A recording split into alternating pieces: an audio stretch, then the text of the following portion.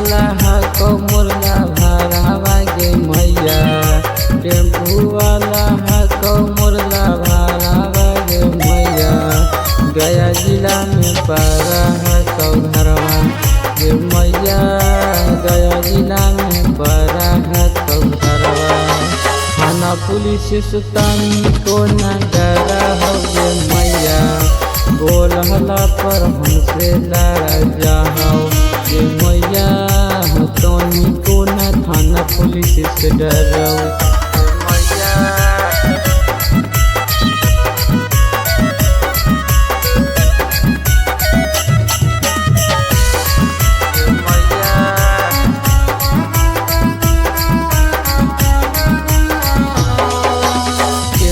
वाला हको मुर्गा भरावा गे मैया, टेम्पू वाला हको मुर्गा भरावा गे मैया।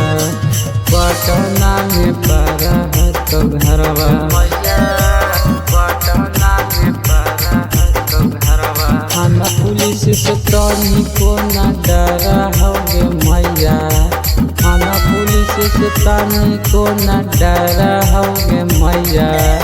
दिना में शिक्षा के घुमाओ ये मैया, दिना में शिक्षा के घुमाओ ये मैया। पटना में पारा हको घरवा।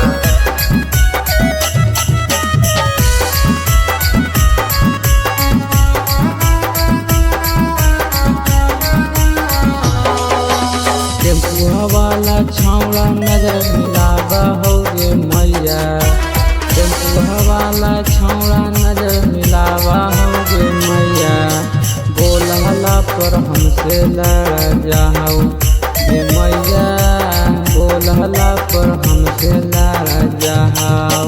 थाना पुलिस सुतानी को न डरा हो गे मैया, बोलहला पर हमसे लड़ा जाओ गे मैया, बोलहला पर हमसे लड़ा जाओ गे मैया।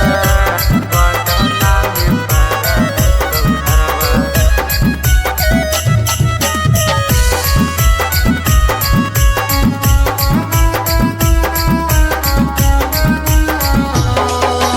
टेम्पुआ वाला छौड़ा कोसल भरावा गे मैया, जहानाबाद में पारा हको घरवा गे मैया, जहानाबाद में पारा हको घरवा गे मैया, जहानाबाद में पारा हको घरवा। थाना पुलिस से तोनी को न डरा हो गे मैया, थाना पुलिस से तोनी को न डरा हो गे मैया।